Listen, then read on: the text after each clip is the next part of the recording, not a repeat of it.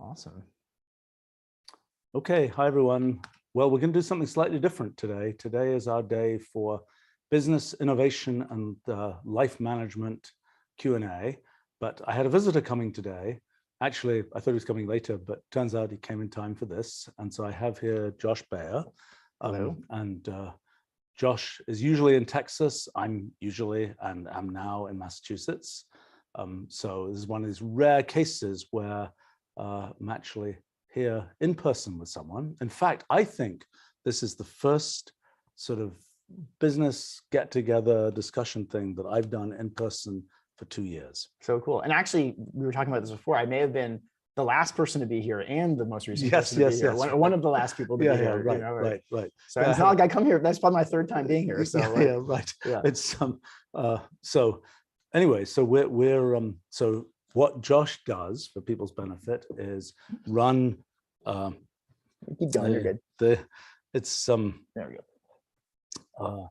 Now, what runs Capital Factory? What is the designator? Incubator? What is Capital Factory? Yes, that's. I know. We kind of go through this ourselves because we've evolved through a lot of different words and definitions. We're fully buzzword compliant. We are an incubator, accelerator, co-working space, fund, like all these different things. But really, we're a community of entrepreneurs. And we're the center of gravity for all the entrepreneurship activity happening in Texas, which there's a lot going on in Austin, but also in Dallas and Houston and San Antonio. And I literally run around the state and trying to connect everybody together and help people. So how many companies altogether have gone through this ecosystem? We measure it a lot of different ways because Capital Factory is like also a place where there's all kinds of things going on and there's thousands of companies coming through there every year. But we have like an equity stake, like we're on the cap table, working really closely with over 700 companies since 2009. Wow. So we'll probably add about 150 companies to that list this year.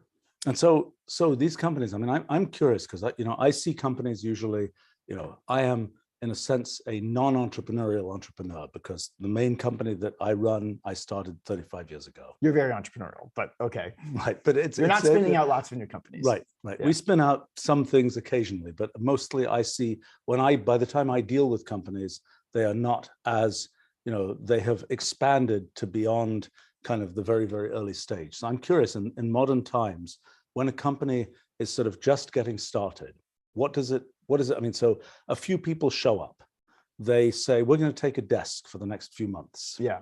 And that's kind of lead gen. That's part of how we meet people, right? So here's the thing. So today, first of all, we invest in people. It's really all about the stage we're at. It's about people. So because they don't have a lot done yet. And not everybody, and we're really betting on, are they going to be able to figure it out? Things, so much changes, from the beginning as you get going. But there's still a lot to look at from those people, and they still need to accomplish something. Like, what have they got? The kind of beginnings. What have they gotten done? Either what have they done before, maybe a long time ago, or like what have they done for this thing? And today, and think of just even we've started doing this over 10 years ago. I started doing my first company over 20 years ago. You maybe a little bit longer than that. In that time, look at how much democratized entrepreneurship and technology has become, how much cheaper and easier it is for anybody to go start a business. And so what that means is there's lots more people with businesses and lots more ideas, and just having a good idea isn't really enough usually. Unless you kind of know somebody, you got some friends, or like you've done this before, usually you got to accomplish something, show you get something done. And that's we're right at that intersection of things going from being an idea to like, we're getting something done. Like, look, it's real. We're getting something done. And that's for me is super exciting. We should have introduced to people. We should have introduced Stormy. This is Stormy. Stormy is my dog. She's traveling with me. I'm on my way up to Maine. But she travels with me a lot all over Texas. And she'll be giving sage advice at a later time in this. Yeah, I just try to travel with my children, except my children are getting too old now. I know. I've had the pleasure of meeting many of them. Right, and but I haven't tried that. I just like breaking all the rules. Not many dogs have been in the house either, right? So yes, that's right. There right. This is a rare place for a dog to be. In any case, back to companies, and we're talking human started companies. Yes. I remember talking to some. Actually, I was at the very first Y Combinator demo day, and there was a guy there who was talking about how terrible venture capitalists were and the whole thing. And he said, I was so annoyed when I had this company that I put my dog in as CEO. On the slide deck. Well, no, I think after some VC, machination, right? It's like, I'm out of here. I'm not the CEO anymore. Oh, nice. This, here's the CEO. It's whatever it is. Right. What Fido? Yeah, right. Anyway, you haven't had to deal with a board or venture capital investors pushing you to grow faster or spend more money or well, right. like this that, is what the first company I started back in 1981, I did have, I brought in a CEO, I had a board, I had a venture capital, and I didn't like it particularly. Yeah. So I didn't do that again. But anyway, so you're talking about, so companies, it gets to the point where, so somebody's had an idea, they've got, I've got this amazing idea. I'm going to make a thing that we were literally just talking about, a thing that notices the UV index and beeps when I need put this. on sunscreen. My son needs this. Right. So, yes. Okay. Using Wolfram Alpha, of course, to know whether or not you need sunscreen, but yes, right. Some kind of sensor. Right. But so somebody has that idea, and then it's like, okay, I want to make a company out of this. Now, I know what it takes to, in the world that I live in, that becomes a project. There are all these different pieces and so on. But somebody is just coming in, they say, I want to do this as a company. Well, everybody's different, right? Everyone's going to come to it with different things, whether they might just be all by themselves. They might know a lot of the pieces they need to go do it, or they might not know, they might just have the idea, right?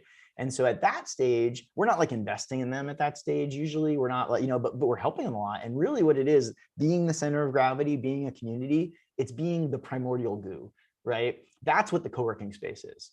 Like the companies after we invest in them, they usually go get their own office. Some of them work there for a while, but a lot of times, they've got lots of money. So when they're there to be around other people, to meet other people, to connect, to be able to. Okay, so somebody has the idea, they're going to start a company, and they're hanging out, they're in your space, whatever.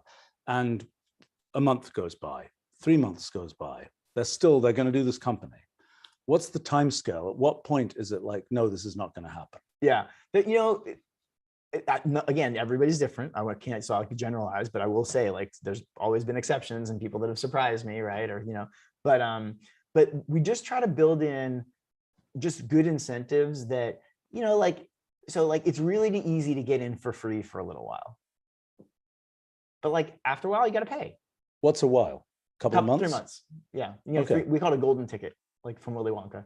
You can get a golden ticket. But that's 3 months for free. But after that, it's $200 a month. Not a lot of money, but enough that like you're not going to keep doing it forever if you're not doing it for real, right? And then there's another vetting process where where we really decide you are for real, where it doesn't cost any money anymore. But you've gotten to another stage, right, to be able to get into that spot. Right, but so the typical person, so they're starting up, they've got their idea, they kind of are investigating, does their idea make sense, whatever. I don't know what that, I don't know.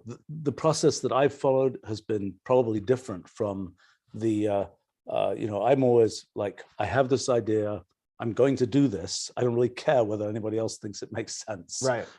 It's, and then it's a question of assemble a team. So I was thinking about this on my way up here, and I think, and correct me if I'm wrong, but, I think one of the big benefits that you have is, you early on had a cash cow, right? You have something that allowed you to maintain your infrastructure, give you the free time, the ability to go to invest in these new things yourself, to make those bets. And just, most people aren't starting with that, right? So they just can't take that next step without getting a bunch of other people bought in. Right. Look, in the current company, my current 35-year-old company, so to speak, when by the time I was starting that, I had managed to, financially, I'd set it up. I had some money.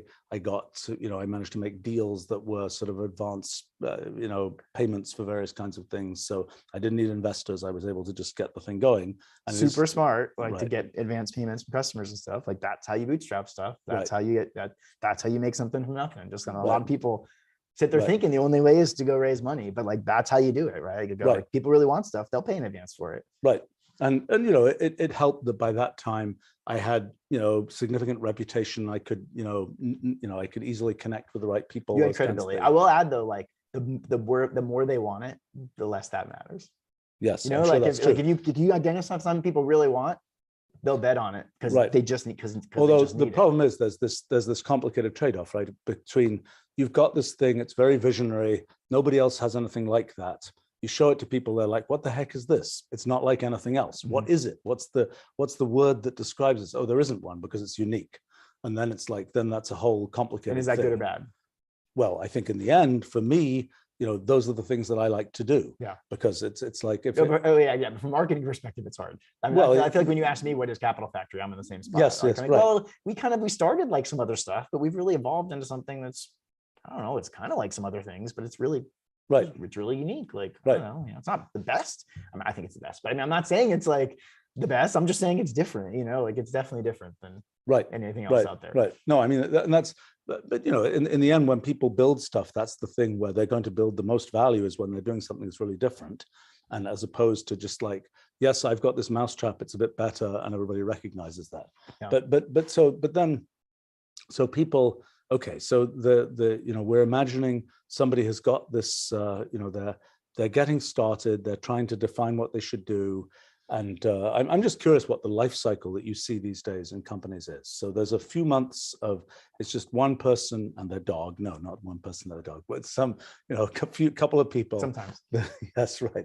It's what's the most exotic animal you've had at Capital Factory as a kind of companion? We had Grumpy critter? Cat there. That's not so exotic, but that's the biggest celebrity animal. Yeah, right. I remember being at South by Southwest, and this You were probably there when Grumpy Cat was there. Yeah, right. But it was the thing that was most notable to me was flying around Austin. There were these little planes with, trailing these banners about Grumpy Cat. And that's, what is the world Where coming we got to? into, right, exactly. Right, yeah. Fair enough, but you haven't had Komodo dragons or something like that. So I can just imagine some kinds of companies where it's like our mascot animal. We think more of like, what are the exotic robots we've had there? Okay, we've had enough. Pepper, we've had the delivery robots rolling around. We're thinking more about robots than fair animals. enough. Okay, Yeah. so In fact, the running joke with her, I mean, when I introduced her at Capital Factory, is like, oh, that's such a great dog. What kind of dog is that? I'm like, doesn't it look real? It's so lifelike. Like the AI on this is amazing, isn't it? Yeah, I get like 3 seconds, like that. Nobody believes it, but like I get just close enough, like. So right. we're more about the robots. And then okay, and the dog doesn't even have a coin. No, the dog doesn't have a coin yet. Yet. Okay, yeah. It's wait for the him. Yeah. But anyway, so there's sort of a first iteration of people are kind of their first 3 months. Yeah. And then they start to accumulate people, they potentially get, first round of investment, et cetera, et cetera, et cetera. Yeah. I mean, I'm not trying to evade the question, but it's so generalizing something that's so different. Like nothing is just like everybody goes through a steady progression and it's like a linear process. No, right? So much of it realize. are these ups and downs, right? And so that's a big part of what this allows us to do. It allows us to engage with so many people is that we're living with them. We're around them while all of this stuff is happening and things change and they change over time, and something that didn't really look that interesting 6 months ago, or someone that I didn't think was going to go anywhere. Like I didn't see it. And then suddenly like stuff's starting to happen for them. And I hear all these other people talking about them, and it's like, but sometimes it takes a year, sometimes it takes 2 years. So that part's all different, but I were to generalize it, it's when things happen fast, right? Then usually it's not just one person. First of all, when things happen fast, like usually they've already got kind of a team. Like maybe they've worked with them before at a different company or something like that, but it's a couple people, 2 or 3 people, right? And they've probably actually already got some kind of a prototype or something built. Maybe they built it for themselves. They've got like something to show and something, kind of going. And then there starts to be some excitement, some energy around it. And it is a momentum kind of thing, right? So you kind of feel that come together. Right. So I'm curious about the other end of it, because I actually see I'm always confused by, we're dealing with some company, they seem to have some interesting idea, things are going, and then it's like they stop answering phone calls, they kind of, they disappear. They go into the valley of death. Right. Yes. And the question is, did anybody come out of the valley of death? Yes, definitely. Okay. And but lots of people don't. But yeah, they definitely do. But I mean, so if they've been in the valley of death for 2 years, will they come out? See, the time doesn't matter because it has the same forcing function. Most people are not in a situation to persist in something for that long without resources, right? Like without some kind of momentum, without some kind of forward progress. There's a lot of natural incentives to stop, right? And for it to bail out. So if on the other hand, like some people are so convinced and so passionate and they stick with it, and sometimes that pays off, right? But no, I mean, I think the normal window, most things happen in about a year and a half. It's 18 months. Like that's most things. If it doesn't happen in 18 months, it's not going to happen. But then, I mean, sometimes they will have raised some money, they will have got some money in the bank, and they'll be spending it at some rate. And presumably there's a moment, I mean, as the number of people decreases, for example, they can drag that out a lot longer. I mean, is that something where it's like, you've seen that come back 1 in 1,000 times, or is that like it? Oh, that's all the time. So we have 700 something companies in our portfolio. We have obviously trying to track all those in different ways, and we have a very simple kind of categorization system internally for how we talk about them, right? To understand, like, so it's like we have stars, like what are our best companies that we think are the just kind of like best performing, most promising kind of things, and are doing really, really well. We have active companies, like they're going, they're nothing bad about them, you know what I mean? Like, but they're not necessarily one of the top performers, right? Then there's kind of inactive or kind of zombie, right? Which is, the company exists. We haven't formally dissolved it. Maybe some people are working on it part-time. Maybe it's just kind of in that limping mode, or something like that, right? And then there's like actually formally dissolved. Maybe I missed one in there. And so, yeah, there's a lot of companies that are zombies. And the other part that's super hard, especially with small, immature companies that lack resources, is when they become a zombie, like you said, you just stop hearing from them. Like, who do you even know? Like, did they dissolve or not? And do they dissolve properly? Right? Because they're small businesses run by inexperienced entrepreneurs who then run out of money. So are they going to go spend more money to dissolve properly? A lot of times, no, probably not. Right. Just disappears. Yeah, right. It just disappears. Interesting. Yeah. All right. Let's see. So can I ask you about this podcast real quick before we? Yes, and somebody's asking here, do I have a dog? The answer is no. I have no live animal pets, and partly because I'm slightly allergic to them. My wife is even more allergic to them. It's I used to, when I was a kid, I had various kinds of animals. Mostly reptiles, actually. In the essay I was reading of yours today, which I'm sure we'll mention later, you talked about a startup idea for, well, a general idea, but content, for how do you entertain pets? Yes. And then decided it was a bad idea because you couldn't have pets. But that was right. That was right. That's why I suddenly realized to warn you that I was bringing a dog over. I was like, oh. Yeah, right. Yeah, that's a funny story. I mean, the backstory of that, I'm not sure if I told there, was that this must have been 1981, 1982, something like that, when I was starting my first company. There was a reason people were like, oh, it's really important to get patents, and they're the most important thing, et cetera, et cetera, et cetera. And I was like, I just don't believe in certain aspects of this, and I'm going to come up with the 3 stupidest ideas I can come up with and patent them. Yes, and feed them to this pipeline. I don't think, maybe one got patented, but it was just like, let me just prove to you that it's easy to come up. I think the main point was, it's been a long time since I thought about this. I think the main point was that the claim was, it's so difficult to come up with ideas.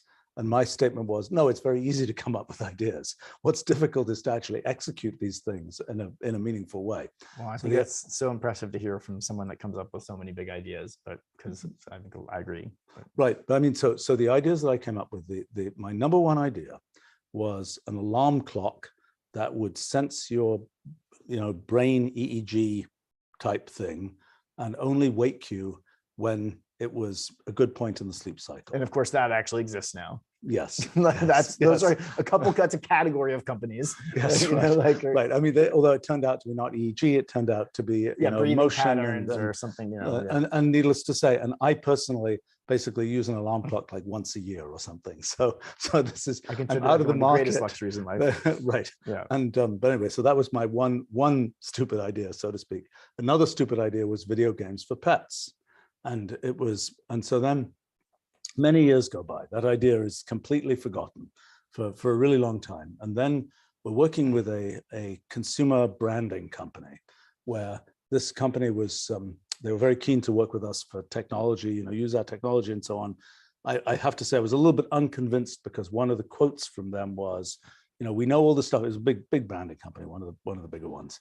They said, but for technology, we would have invented Twitter. Yeah. Okay.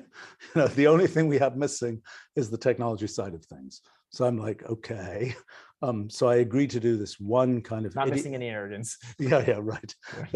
I said I'll do this one ideation session with them for an afternoon, right? And talk about ideas for this, that, and the other. So we're talking about a bunch of ideas, and they're really not good ideas. So I said, look, this is terrible. I at least have one idea I've been carrying around with me for years. Let me feed that in. Video games for pets. And these folks from this branding company were like, oh, that's a really good idea. We can imagine all these ads, and we can imagine, all the competitions for the, who's got the smartest pet, et cetera, oh my God, et cetera, totally. right? So I'm like, okay, great.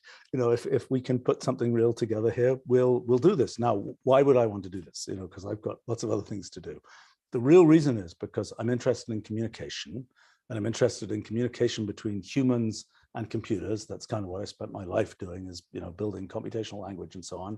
I'm interested in communication between sort of humans, AIs, extraterrestrials. Start with animals. Yes, yeah. Right. Animals are the obvious one.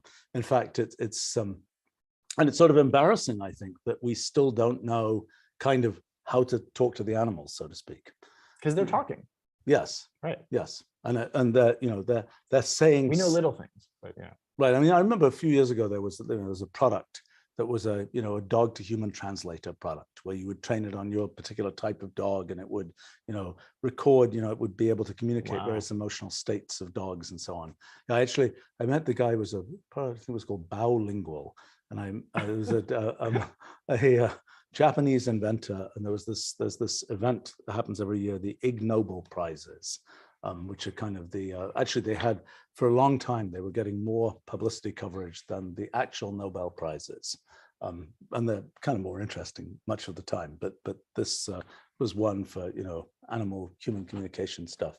Anyway, so I've been interested in, could you actually communicate, I think the really interesting question for animals is both what is the mechanism for communication and what is their worldview? That is what, if you could talk to dogs, saying, for example, right? What would they care about? And that, to me, that's something of human interest, so to speak, because it's kind of a different view of the world and all that kind of thing. I can tell you what she's saying. Oh yeah. I mean, it's like we have other dogs too, and like the interactions between them, and like when like one dog does something, and like she doesn't just snap at it because she tells us to stop. She then goes and like it kind of is like don't ever do that again. Like there's this like follow up to the whole thing, and I can hear the words coming out. So do you think that the phrases uttered are more than like 1 or 2 word phrases in the equivalent, the human equivalent? I mean, do you think it's like stop doing that? I don't think it's phrases, but I think it's body language. You know what I mean? Okay. Like in the way that people they say that you communicate more with body language than with words. I think that's like the ultimate proof of it, that there actually there's only 4 words, like there are very few words. Right. It's almost all body language. But so it's essentially emotional communication of some kind. Because just to go into like that example. So like we have another dog, and they wrestle all the time, and they love to wrestle. They're best friends. It's great. They're rolling around wrestling. The other dog's bigger than her, and sometimes the other dog is too rough. Bites a little too hard, does something that bothers her and hurts her, and she'll immediately yelp, like ouch, right? That's what I'm hearing. That's the ouch, right? Is like, you hurt me, ouch. And then the other dog knows that did it, and like is actually submissive to her, and like backs off, and like almost like kind of like sometimes even lays on its back. It's like, oh, I'm sorry, right? Okay. And then she comes up and she's like, rah, rah, rah, like back jumps in its face again, like don't ever do that again, rah, rah, like okay. This okay. That's the conversation I hear happening. Huh, interesting. Well, so back to the entrepreneurial side of video games for pets. So then we start doing this, and I'm like, okay. This is every conversation Stephen and I have. it's many different things, right? This is I know it's let's say every a conversation footnote to you a have, footnote. but like No, this is no, you're particularly good okay. or bad at pulling out because we end up all over the place. Yeah. But this is just a story that's worth telling because it's kind of an amusing story. So it's like, who do you get to be part of a team that's going to work on video games for pets? And so we found this person who was then a professor at Harvard, who was an expert in animal communication. Okay, and so he was like, and it was the iPad had come out recently before this, and so we, first thing was, can the claws of a cat or dog scratch the screen of an iPad? Can cats and dogs activate an iPad? Yeah. And the answer is yes, they can manipulate it. No, they can't scratch it. So that was all good. So then the question was, okay, so we asked this animal behavior expert, animal communication expert, so, what should we do with these, what animals are going to work out for this? And he's like, cats are not going to care. Dogs don't have good enough vision. Because my challenge to him was, invent a game that a cat can win against its owner. So in other words, a game that a cat can do better on an iPad than a human. That's even better than Cats Against Cats. Yeah. Yes, right. It's like try to beat your cat. That's like, whoa. Right. And it's but also the thing of interest to me was, if you could let cats build something, because they don't have the same sort of ability to build stuff as we do. If they could build, Minecraft didn't exist then, but if they could build a Minecraft city, what city would what would the cat Minecraft city look like? Mm-hmm. And so anyway, so he was saying, well, dogs have a problem, cats have a problem, but he says cockatoos, they're the real ticket. Cockatoos are, yes, birds, super smart. Yes, they're smart, they're social, they're kept, they don't like being kept on their own in captivity. So then the conclusion was, what you really need is a Twitter for cockatoos. And so anyway, so real Twitter. Yes, a real Twitter for real cockatoos, and where the thing is like choosing its friend based on the images of other cockatoos and so on. So we got started on thinking about how this would work. And actually my oldest son, who's often comments on things I'm doing, was saying, it's one thing to have a business where you are figuratively allergic to your customers. It's another to have a business where, your customers, you actually are allergic to the feathers and fur and so on of the customers.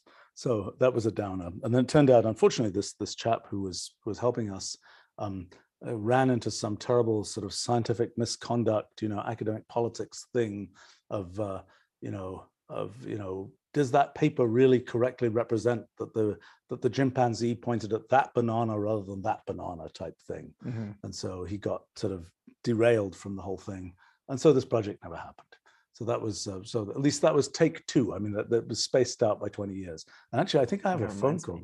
Okay, keep going. I think I have a phone call with somebody who's actually doing whale communication now and is going to collect, 1 million whale conversations. And there's sort of I think with modern machine learning and those kinds of things, it should be possible to tell what the whales are saying, if they're saying something, what kind of, but I'm really curious, what do whales, what is the whale worldview, so to speak? And yes, this is far afield from we were talking about startups, but and now that's only human startups. I know, and I want to pull that thread. But before that, I just wanted to take a step back because so the theme of this whole session here is business innovation and life management was the managing life. So on the one hand, like that's exactly what we always talk about. In some ways, perfectly. I mean, if life management includes family, like that would like almost, I feel like completely encompass our conversation. So perfect. But why do those two things go together here? Why did you choose those? Because I don't think most people would put life management. Oh, because we started off having a Q&A about business and innovation, and a lot of people were asking about kind of life management types of things, and particularly about things about, how do you maintain creativity over long periods of time? How do you, what do you do when things aren't going very well, et cetera, et cetera, et cetera. Those are for me I mean, I guess for some people, there's a process of business which is not about sort of personal, sort of personal performance, so to speak. for me, and that's probably some comment about businesses and dictatorial management and all these kinds of things. For me, there's not a big distance between sort of personal performance and what's happening in the kind of business and innovation side of things. Yeah, well, it also makes me just think of something that I'm sure I've shared with you. I know I've shared it with others, friends of mine, when I've talked about, us getting together, things like that, as how, when I first met you, and I just would have expected, like, what would we have talked about, or what, what kinds of things. I would have expected it would have been, I don't know, science, or not that I'm an expert in science, but just knowing that's what you're so passionate about, and certainly business, right, and entrepreneurship. And we do talk about those things. But by my totally baseless, rough estimation, half the time we're talking about personal life management, productivity, family, kids, like. Right. Well, we both care about that. I know, but just like not what I expected us to be talking about. Yeah, right. Which I love. I mean, that's why I love you spending see, time like, with you. like you're wearing the little life logging camera. Yes. I don't wear that nearly. I consider myself an organized liver, so to speak, but I have not done. I'm going on 7 years. Wow. Almost. Like, okay. So what analysis have you done of the data? So so again, this is a camera. It takes a picture every 30 seconds. I've been wearing it. It's a clip on my chest, and I've been wearing it every day for almost 7 years. So it's got millions of photos. They're not really good pictures. Just a little background for everybody. Right. They're 1080 by 10. They're like kind of like low res today, and they're often like going to be half of your face, right? Or like a lot of pictures of my phone, right? Things like that. But in thinking of them not as photos that I'm going to go look at, and I'm worried about the cropping or the image quality, but thinking of them as data, it's a ton of information, right? In fact, such rich information. Every picture is 1,000 words, and there's so much in there about everywhere I was and everywhere I went and everyone I saw and everything I did. And so I've done very little analysis. When I started it, my prediction was 5 years. I was like, well, 5 years from now, there'll be something to do with this. And honestly, in that way, I'm slightly disappointed, because the practical applications 5 years later are pretty much exactly the same. Like, nothing has changed. Our technical capabilities, I'm sure, are more advanced, but as far as like what I can do with it, no different. See what I do when I go to trade shows. I do wear one of those. Yeah. And I wander around the trade show, and then rather than me having to remember, I talked to this person, I talked to that person, I maybe get some business cards. But you also have a staff that you give the photos to. Well, that's true too. You're like, go look through all these photos. Like, no, I look at them myself. And have you written a program to do it yet? Yes, well, I have a program that does the OCR of all the names and facial recognition. No, I have not done that. I've not done that. We have some capability to do that, but we're at least, you know what? Actually, that would be that. Yeah, it's easy. We have a function. It's called facial features. You just run it on the video. Yeah, just cut that out completely. Right, so that we can at least get an image of every face that I saw and what the distinct set of faces were and how long I was talking to each face, so to speak. But I haven't been to a trade show in probably basically 2 years. So and I had the battery's all dead. Well, that's for sure, right? And it's not clear. I had kind of made the decision I wasn't going to go to trade shows anymore. So this may be I made a brilliant idea about what to do, and I'll never get to do it. Do you go to trade shows? Or do you? So very selective, yeah. I mean, strategic ones that where I really feel there's gonna be key people there I really want to see or meet, which was, I think, part of what South by was, right. Things like that. And certainly, South by in my hometown, we participate in, because we can, South by Southwest, because we can obviously really take full advantage of it and be in the middle of it. I'm going to be going out for the second time. One of the last events I went to before COVID was the Upfront Summit that Mark Suster puts on in LA, which is one of the top venture capital firms, in California, in LA, or probably the top, I'm sure the top one. And they just put on a really great event. It's awesome, really good people. Like, it's a community I want to kind of like connect to, right? And so like, it's that kind of thing. I'm going to Big Boys Camp. Is that a conference? I don't know. I don't know. That's I think something I find interesting is, I go to some trade show like Consumer Electronics Show or something. There are all these booths, particularly the smaller booths where the actual people who run the companies are at the booth, so to speak. And you walk up and you say, what do you do? And for me, that's an interesting interaction, because although my son Christopher has often come to these things with me, he has a principle for me that I'm not so good at following, which is, just because you can't understand what the company does doesn't mean it's interesting. And, Because you can't understand it doesn't make it a guy. that's right. Because his point is, I'll walk up to these companies and it's like, what do you do? And they say something, and it's like, I'm like, I don't understand. And he'll be like, you can talk to this person for 15 minutes and you still won't understand. Because they can't explain what they do, right? Yeah. Although the all-time winner for the thing that I walked up to, this was actually, I think this was at South by Southwest. I walk up to the small booth of this company and I say, what do you do? And the person says, we do categorification of Petri nets. That leaves you quite cold. I'm sure. What's a Petri net? It's a type of theoretical computational system. Oh, well, right up your alley. Categorification comes from category theory, which is this abstruse area of pure mathematics. So it was just the weirdest thing, because at South by Southwest, the next booth was some, robot demo or something, and you walk up, like, what do you do? It's like they put that booth there just for you. They were hoping you were going to walk by. Yes, like, right. you were one of like 10 people that would have understood what that was. Right. Yeah. It was just that, but that was an example where that might have been, I don't have any idea what you're doing, but in this particular case, that was a hit. But so you asked, what have I done with it? So one thing I've done, other than save them all, is after 1 year, I took a year's worth of photos and uploaded them to Google Photos and let the Google Photos AI do facial recognition and object recognition and all the other stuff on it, and just saw what I could search and what I could see. And so one of the first really interesting things I saw was the people view, which normally shows you all the people you've ever seen, but it's over an arbitrary amount of time. When you know the data set is just 1 year, it's actually even more interesting, because now they show you the people you've seen the most at the first. And so it's like, well, who have I seen the most this year? Like, it's all, sort of different ways and things like that. And, you can search for red and you get all the red photos. You can search for chair and you get photos of chairs. Like, you get, really basic, basic stuff, but nothing, nothing crazy, So that's all I've done so far.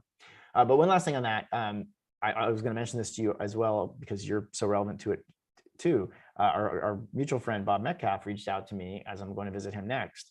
And someone he knows up in Maine is doing a documentary about people, archivists, and people that save all this kind of information. I know you've once told me you think you may be one of the most documented people on the planet. Which I think, not with images, but with pure, data, keystrokes, inputs, sensors, whatever. Yeah. I think I'm the winner there. So I think it's been. So I may have to introduce you to them, because I'm going to do an interview with them in about a week. And they want to know all about this camera, I've been wearing and whatnot. And so I'm going to bring the camera and we'll talk about it. I'm going to show them the 1 year of photos, right?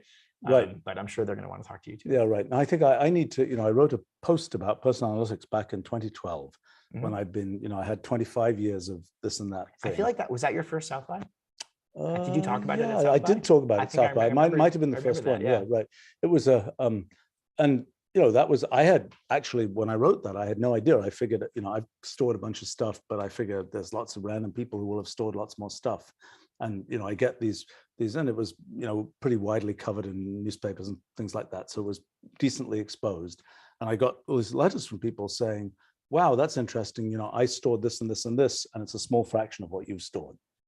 So yeah, whatever. It's I think, anyway, I was at some point I should do an update of what what have I learned because I have stored more data in the last decade or so than I had before. So my latest game with myself on storing data is how much data can I get into HealthKit? Okay. It just seems to be the most robust, easiest place to put stuff, and I don't know if you may disagree, but I feel comfortable putting it in Apple. Like, of all the places I could put it, that seems like one of the safer places. And so I always store my data on my own computer. Of course, yeah, exactly right. Of course, I knew that would be the right answer. But not having all the systems set up and everything, it's great. I can send in my, obviously temperature and blood pressure and glucose information and just more. I'm doing like a spirograph, like lung capacity test, like just every sensor I can buy that will like feed data into it, and then I have this little routine every week or two of doing. You see, that's where it might go wrong, is when you say every week or two. If you say every Sunday morning I do this, I might believe it's on my calendar every Sunday. Okay. Yeah. All right. Okay. Okay. So the week or two is some things you don't do every week. Fair enough. Some things are once a month or other things. No, I haven't. I honestly, I collect a huge amount of passive data and almost no active data.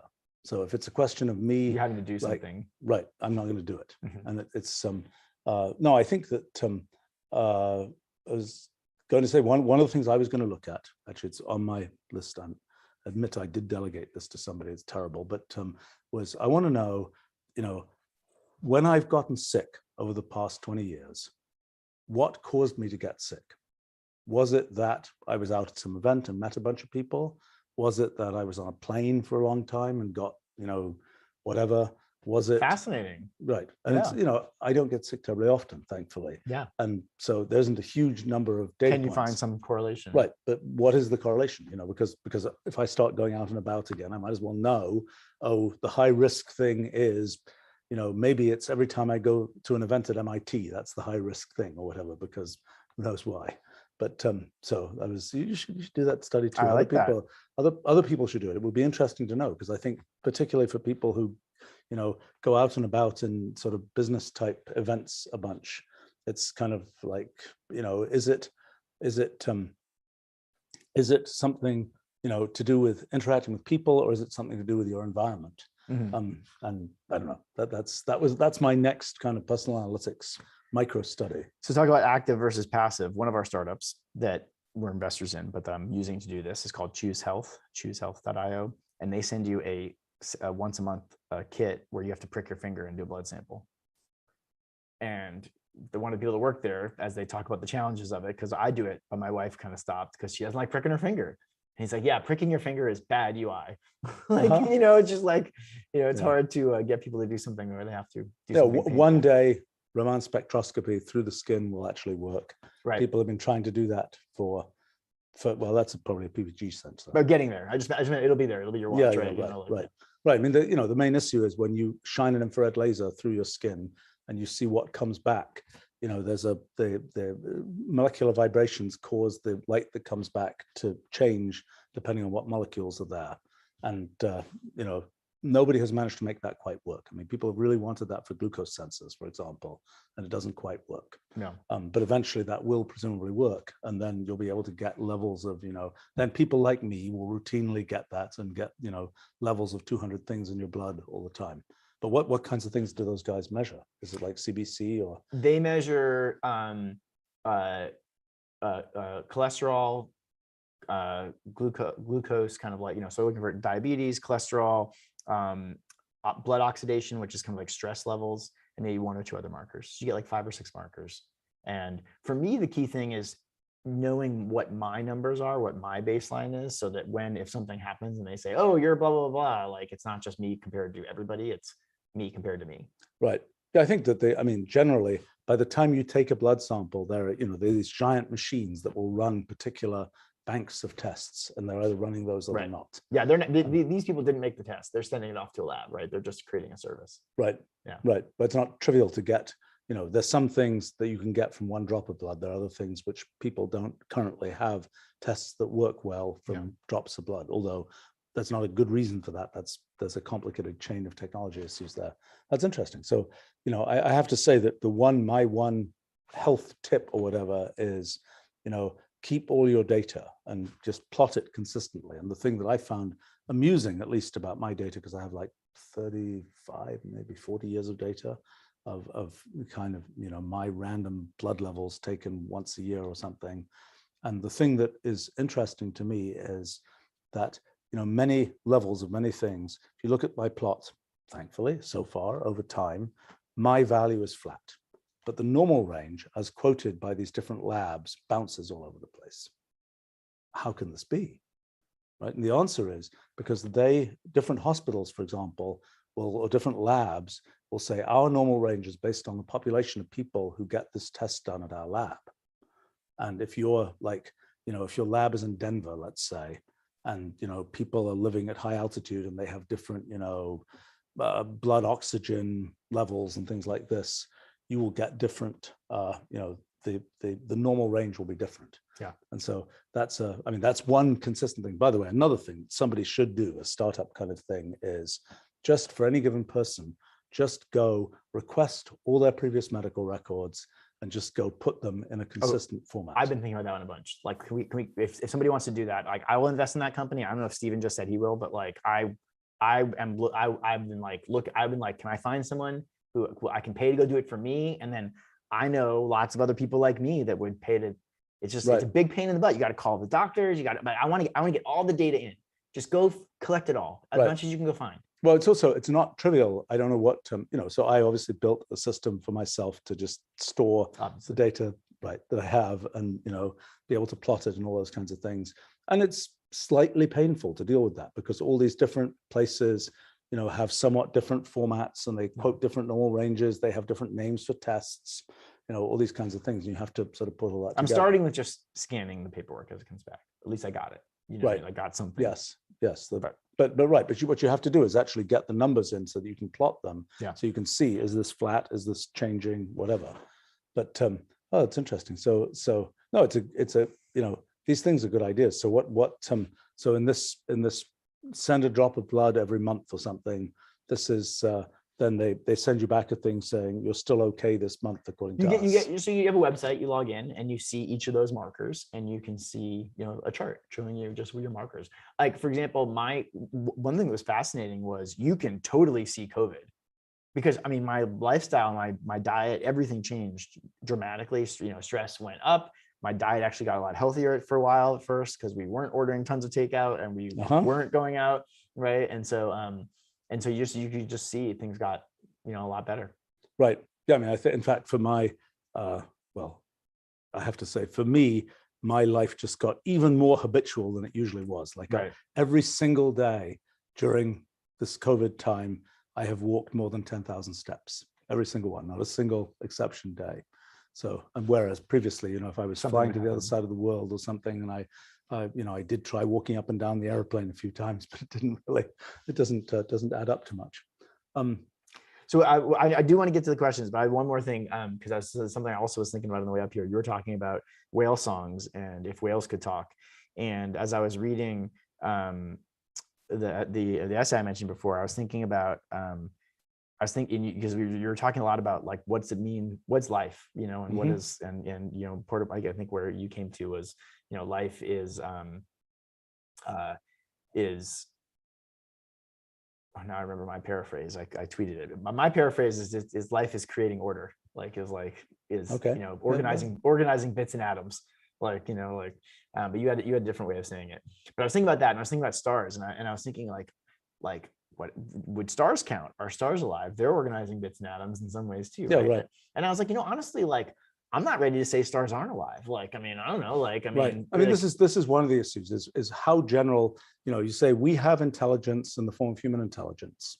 The question is, what is the more general category of thing that we can say is intelligent, or for that matter, alive? Yeah. I mean, we have life on Earth. Every piece of life on Earth has RNA in it, but basically anything that people would normally consider alive has RNA, and much has DNA and cell membranes and all these kinds of things. And the question is, if you try and generalize that and you say, what's the general category of thing that's alive? Where do you go to? And is there a sort of bright line that is before you get to just saying everything that does complicated stuff counts as being something that's kind of like alive? And I think I have recently a little bit changed my point of view on this. And I think that is conceivable. Okay, this dives deep into a rabbit hole of a bunch of science. But this whole question about, so one, is a pulsar intelligent, so to speak? Pulsar producing radio signals. The radio signals are kind of complicated. People can try and decode these radio signals, say, what's it doing? Is it just, they say, well, it's obviously, it's not intelligent. It's, these radio signals are generated by some physical process that's going on in the magnetosphere of the pulsar. Well, okay, where does that get us? Because the things we're doing and talking about, they're coming out as a result of physical processes going on in our brains. So that's not, that doesn't disqualify you. The fact that something came from a physical process doesn't disqualify you. Clearly, if all we ever saw was the thing going beep, beep, beep, in a very regular way, we would pretty quickly say, that's not interestingly intelligent, so to speak. Now, the case that is sort of the corner case, coming back to the whales and things like this, is, how do we know whether the whale songs, how do we know whether bird songs are just because the bird happens to do that, or because the bird is somehow communicating some intelligent thing? Is that just because, for example, is it the case that, the bird just has something in its nervous system, or whenever the wind blows past its head, it always starts chirping, and the chirps don't really mean anything. They're just like a direct consequence of, the motion of the wind or something. And so this is kind of a deep question of what counts as sort of intelligence, then what counts as meaningful intelligence. And one of my sort of favorite lines about this is the oft said, the weather has a mind of its own, right?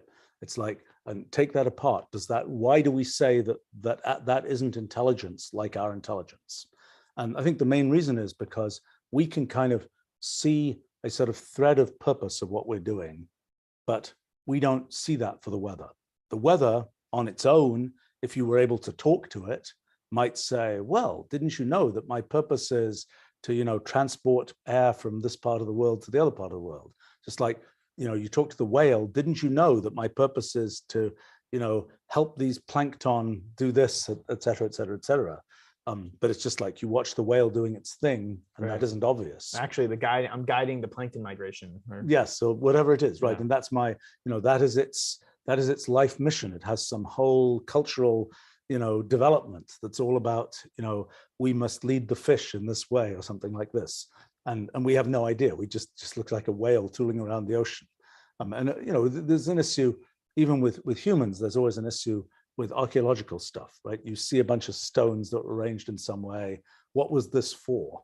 And people say, my favorite, I was particularly struck by this visiting some site in Peru, where, you ask, what was this thing for? The person was saying, well, it was ceremonial. And it's like, okay, that means after a few thousand years, we have no idea what this is for. Now the question is, were you to talk to the person from that time, and they say, well, this thing is in honor of our God who produces the rain that does this and that and the other. And, they say, really? Or, that's an explanation that we might still understand because it has some cultural sort of connection to what we do now. But you can imagine other kinds of explanations where you would look at the person as like, what are you talking about? It's like this, it's almost like you walk up to the company booth at the trade show and you say, what does your company do? Right, yeah. And it's like, can you connect that culturally to something that you understand?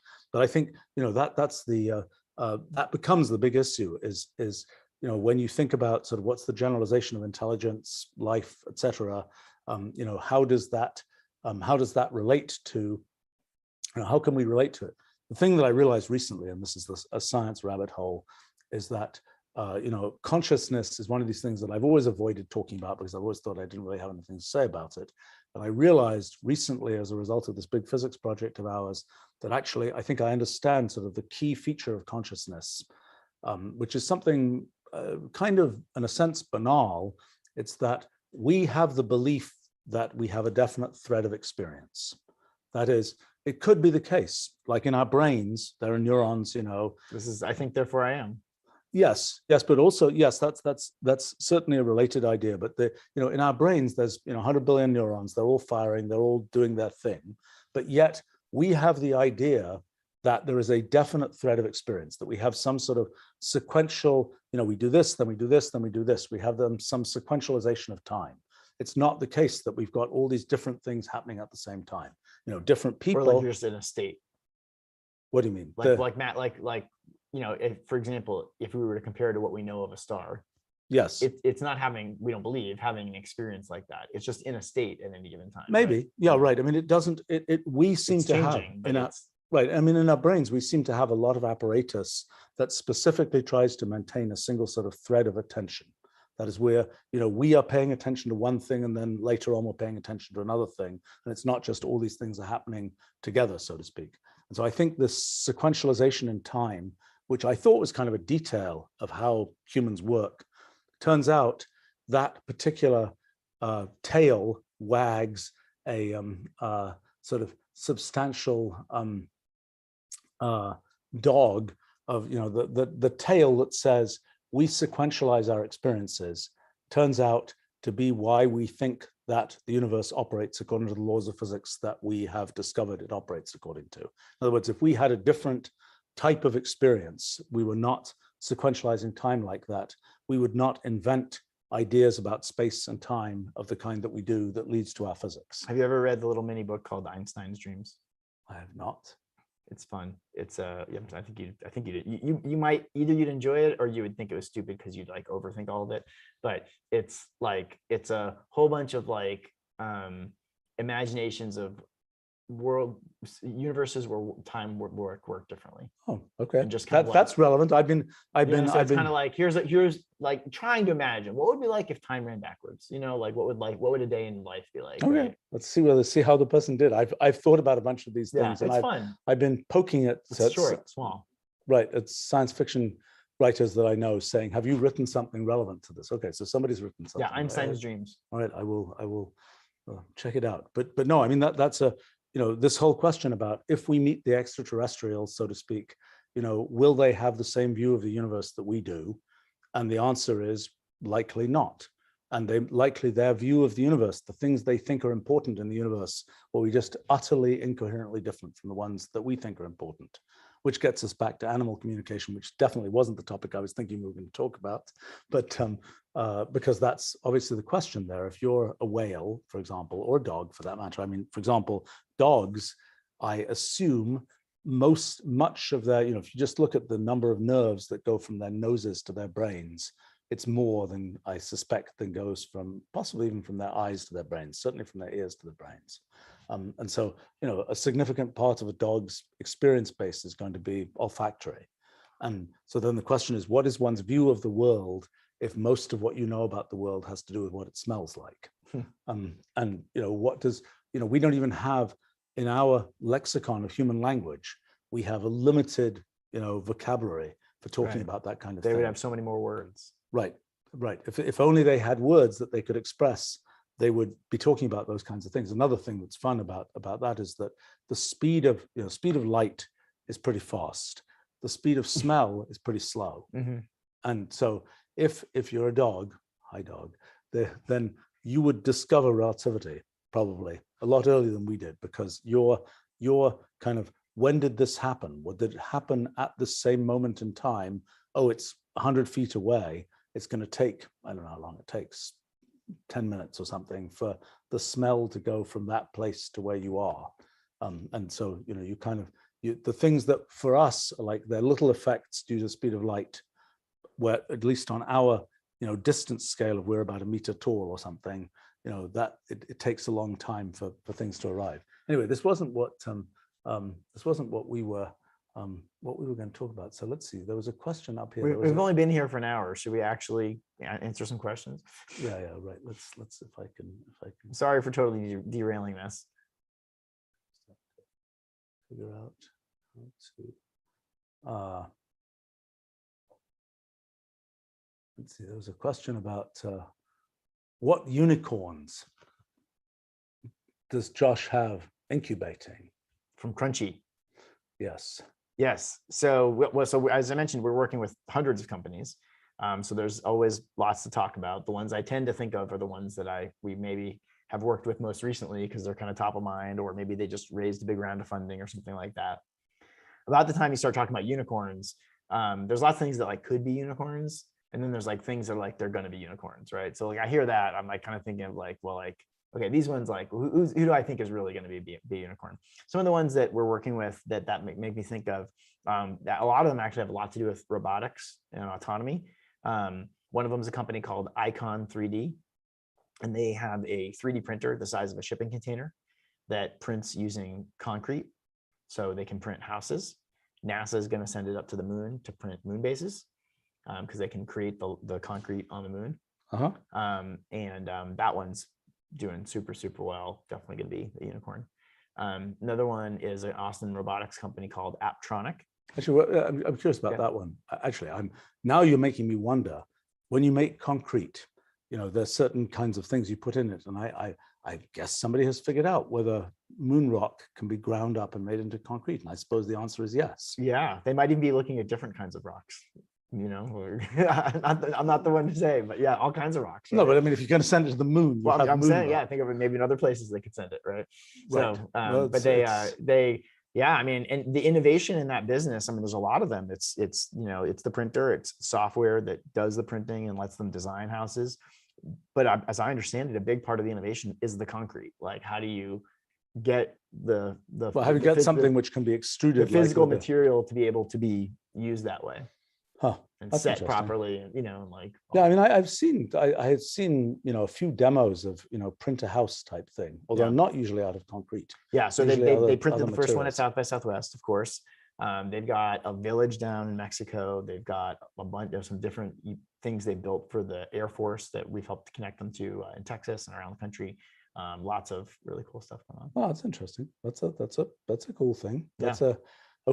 That's a what can I say? It sounds like a real company, as in it's a real estate making real. Yeah, like so that company, I don't know their current valuation off the top of my head, but they are definitely going to be worth $1 billion or more, many more. Another one's called a company called Apptronic, and they came out of UT Austin, and they have a robotics company. They do a few different things as well, that make their robots work well. They've got great software to control all of it, which I know is a big part of it, but a little harder to explain the the differences of. One of the things that's really unique about their model is, as I'm not an expert at robots, but one of the big things about most robots, most robotic arms, and the big arms are a big part of robots, are hydraulic. It takes a lot of strength to move those things. Those arms are really big and heavy. It takes a lot of power to run them. And when they lose power or fail, they fall, which is very dangerous for big robots and things like that, right? And so their arm instead works with, I'm going to probably oversimplify this a little bit, but with a spring inside of it. And so when they want to change the position of the arm, instead of pumping something up, they move the endpoint of the spring, which then now makes its new resting position the place they want to be in. And it turns out that they can do that using much, much lighter weight materials. So the power to weight ratio is much less, which is really important for robots.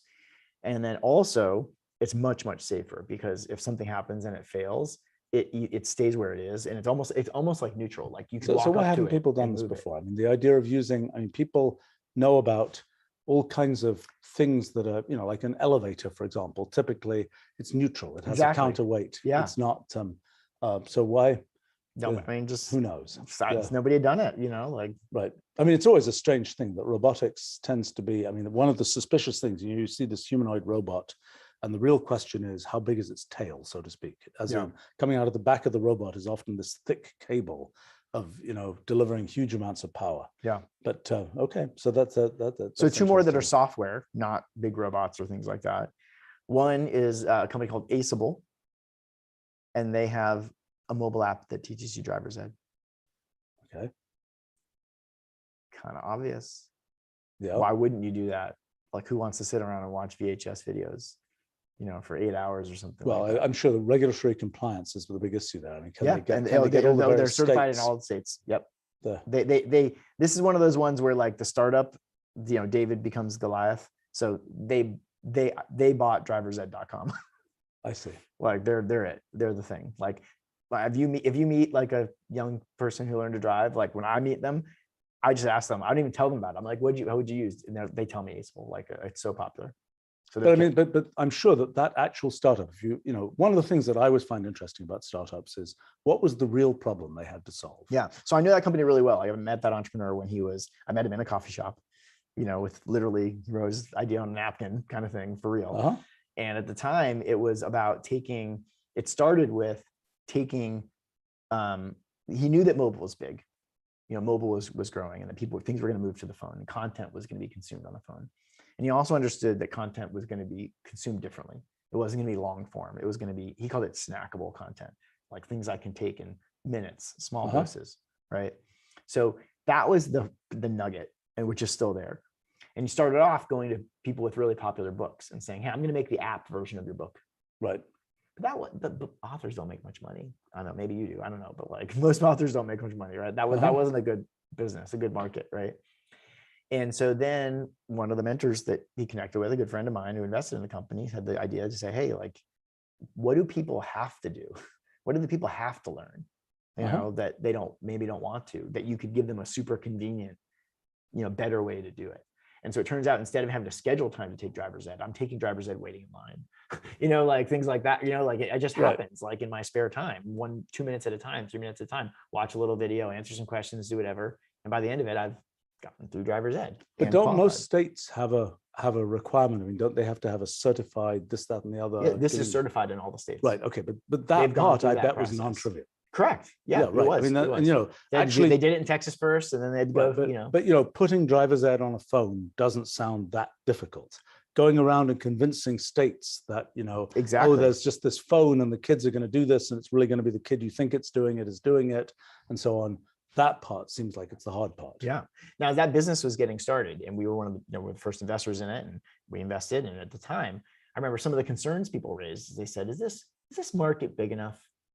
Like 2 million, must be 2 million people. Is driver's ed a big enough market? Right. Can there be enough? Is that big enough business?" And I think most people thought it wasn't. Well, the back of the envelope will be there, what, 2 million kids per year or something? I'm not, you probably know better than me. I don't know. I'm sure we could ask Wolfram Alpha. Yes. But yeah, I mean, it didn't seem like a big enough market. And he really persisted. It's now expanded bigger than that. It is required education, right? So think real estate agents. That was one big market that they've launched that's done really, really well, where they have a lot of required education that they have to do that they don't really want to do. And this gives them a way to go do that in a much better way. And that starts to really open it up to be even bigger. But even that said, it turns out I think driver's ed was big enough. It's a big, it's a big market for them. So what I can say about them, I know they just announced, this was over a year ago now, they raised $50 million on top of a $250 million valuation. So that puts them at 300. So that was their last round. They're still blowing and going. So when you think about a company, they're going to be worth $1 billion. Right. But so will they, is your expectation that they will be, that driversed.com or Aceable or whatever it is, will be its own separate brand 5 years from now, or will they be absorbed into some giant educational stuff roll up somewhere? It's hard. I couldn't even predict that. I don't know. I mean, I don't get hung up on it. Like we're early stage investors, so we'll be way out, by then. Of course, it's great to see brands and things that stay around for a long time that, you feel like you've been part of and are proud of. But I will say a lot of this world is, things, there's a lot of consolidation. Things get changed and rolled up, and, very few businesses are like yours. Right. But so the three companies you just mentioned, are the original founders still running them?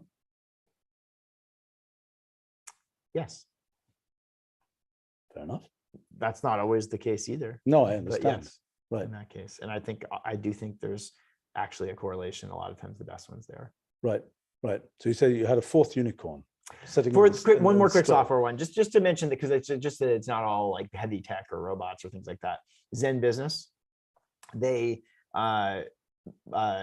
help small businesses get registered and fill out all the paperwork and get all the things they need. So business formation, all the services you're going to need after that, insurance, and all the kind of things that come with being a small business that most people don't know about, don't want to go do, kind of was a big pain in the butt, was hard to understand.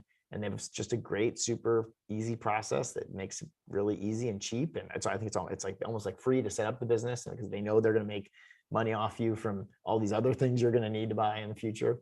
So it's a broker for these. I mean, so things like incorporate your company. I mean, they're obviously companies that incorporate companies, so to speak. Yeah, they're. I mean, I don't think they broker it out. I think they're taking those things internally, so they're doing all of it. But yes, they're kind of rolling up all those different services, and there's a bunch of different suites of those. And if you think, it's very life cycle. A lot of the best, many great businesses that market based on life cycle. Like if you have a baby, now all these things are going to happen. Sure. Like even 10 years from now or 20 years from now, because you had a baby then, right? I know what you need now. Yeah, well, right. Businesses like that. And a lot like, for example, like GoDaddy, they sell domain names, but really what they do is they sell a whole life cycle of services to you after you register a domain name, which is this key inflection point that you're starting a business, right? Yeah, no, I mean, that sounds like a very sensible business. Yeah. So that they also just raised $55 million on top of like a $200 million valuation, and they're doing great, and they're going to be a unicorn. Right. I mean, I'm sure a business like that, one would assume that I mean, what's always curious to me is what's inside a business like that. So there's, obviously there's some UI, there's some customer service component, there's some plugging into all of these probably quite archaic, governmental and other systems so what's the, I mean, if you take a company like that, what was needed to make that company be able to be successful? I'm sure there's a lot of, with success, it's easier with failure to look at it and be like, there's why it failed. With success, like, you can guess at a lot of reasons why it was successful. There's a great team, involved, like very experienced. They know what they're doing. They've executed really well. They've done a lot of things really smart. But the thing that sticks out to me the most that I love is that, and I think a great way to start a business is they took something that absolutely sucked, that everybody hated, right? And turned it into a good experience, right? It's like whatever it was before, it was terrible. But it was like nobody liked going through the brokers or doing the business. Like that was just not a good experience. But the thing I'm always curious about when you see companies and so on, and you say, what is like, for our company, there are things we do that I know are really quite hard. And, people, it's like, if you say, what is the thing that makes it possible to do our company? The answer is there's certain things we know how to do that are pretty hard to do, and that there aren't a lot of people that know how to do those things. So, when I see other companies, I'm always curious, what is the piece of this company that is actually the hard part? Because, if you say, I'm just going to make an app that, puts driver's ed content on a phone, it could be the hard part is, you've got to do remote proctoring to make sure the person who's using the app is really the person who says is using the app. Yeah, no, I think you hit it. It was the compliance and the, getting all that right. But I mean, but that means that if you're an entrepreneur and you're thinking about, I'm going to do this company, and you say, my goal is to make the driver's ed experience great or something. What you have to realize is the actual work you're going to do every day is interacting with some person at some state government saying, really, this is going to work. It's not, so exactly. It's kind of like something that I've seen. I don't know whether you see this, but I've seen making TikTok videos because you're marketing to 15-year-olds. Right. Well, right. But I mean, that's another, so the question is always when you have an idea for a business and then you say, well, what's actually involved in doing this? And sometimes people imagine, the thing that's most, that they think of this is the exciting thing that's going to happen, one day. It's building the rocket. Yes. Yeah. Right. As opposed to flying it or whatever.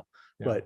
I'm curious whether when you see people doing these things, and I mean, do you see often a mismatch between what people think the business is about and what the business actually needs to be about? Or do they figured that out by the time you're? I think it's a great question. I don't think it's a problem. I don't think people are like totally frustrated by this all the time or, like really upset about it. But I think most of the time it's not what they thought it was going to be. But they still keep doing it. Yeah. They don't just say. Yeah, because it's like you get a tiger by the tail. You find what the thing is. Like, like, oh, like this is the thing. Like then you get it. Once you know what the thing is, like then like now you have a secret, like. All right, let's see. Okay,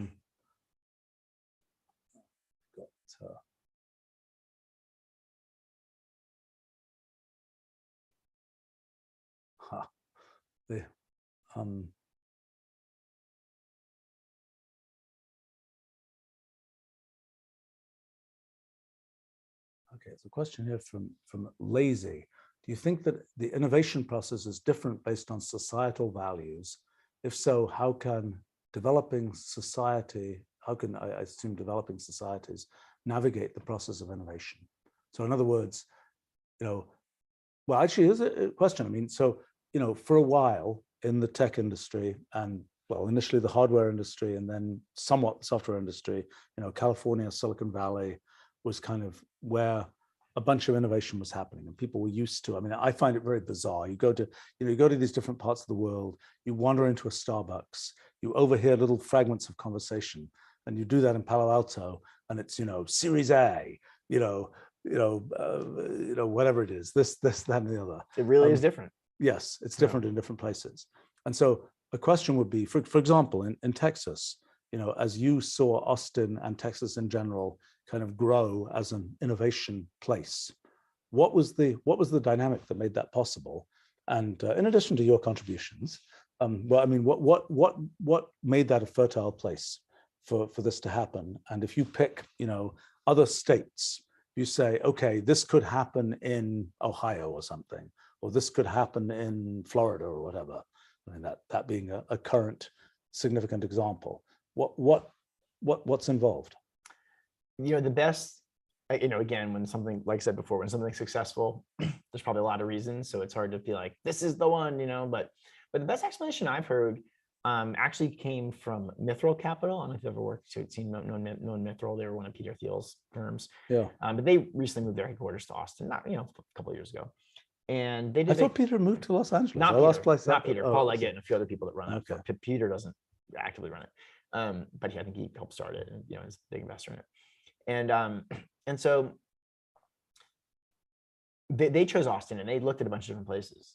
And when the Army Futures Command chose Austin, they actually they borrowed their research because they knew that, and they asked them for this. So it wasn't the only part of it, but it influenced them too. And they said, we look to where the creatives go.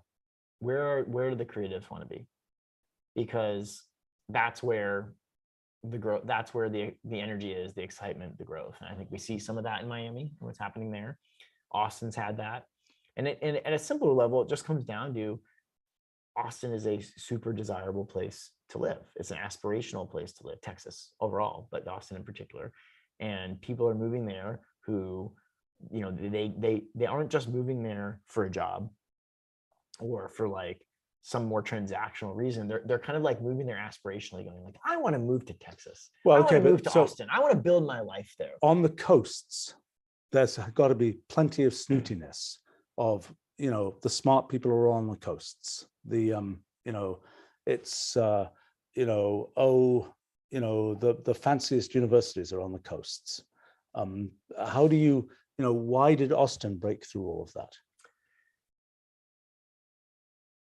I mean, there's so many special things that, maybe other places could replicate in other ways, but things that I see, Austin, look, the political environment there, it's like this, like, you have the balance, almost like the balance of the force with like the very liberal city and the very conservative state that attracts all kinds of different people and creates a place where they actually are all interacting. It might seem fairly dysfunctional, but there's a lot going on, and it's actually, Texas is somehow overall is doing really well, even there are some setbacks, but it is. And that's a pretty unique dynamic. Certainly the creative class, the technology base, just all these different things coming that make it consistently ranked one of the best places to live. I think that's where it comes from. It's everything's talent driven, and people want to live there. So I remember like 35 years ago, 40 years ago, maybe, Texas, the University of Texas decided it was going to upscale itself, right? It had been an okay, but not remarkable university.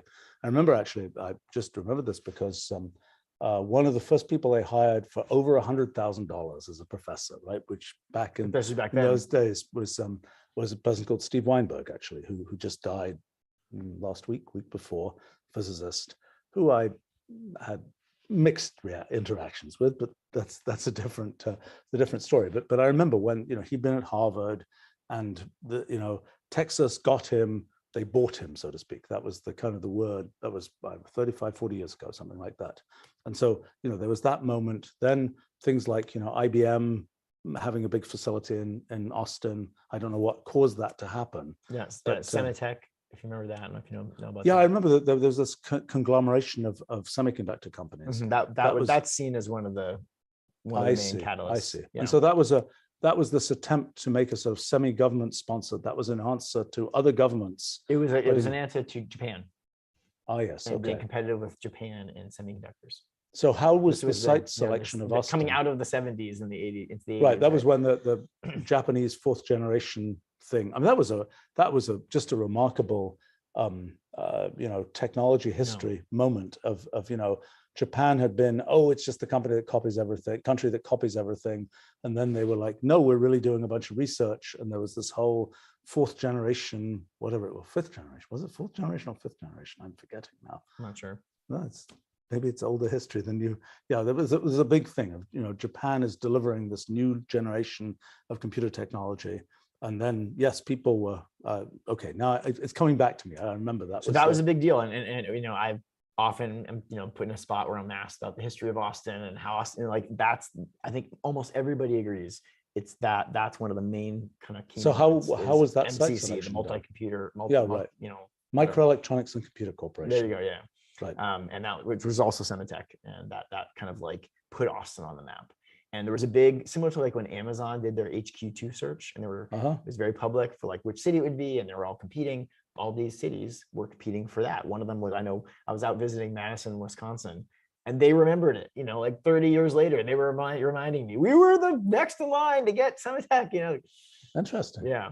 And so that was what then spread to the IBM facility. Well, that created a great foundation of tech, of hardware, of engineers. I remember visiting that place, but Dell. it wasn't very big. I mean, the MCC facility, if I remember correctly, unless I'm misremembering. I mean, big concrete building.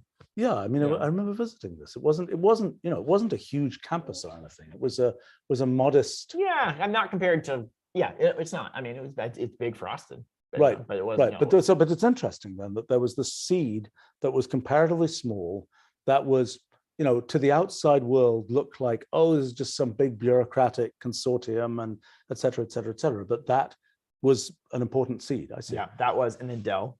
Right, which is huge. Almost the fact that Michael Dell happened to be a student there is like he could have been anywhere, probably. Or do you not think that's the case? No, I don't know. I'm not sure. I mean, if he'd been at Ohio State rather than University of Texas. Well, first of all, look what was happening in Texas back then. I mean, Compaq was there. Yeah, Compaq was a lot. I think so. Why was Compaq there?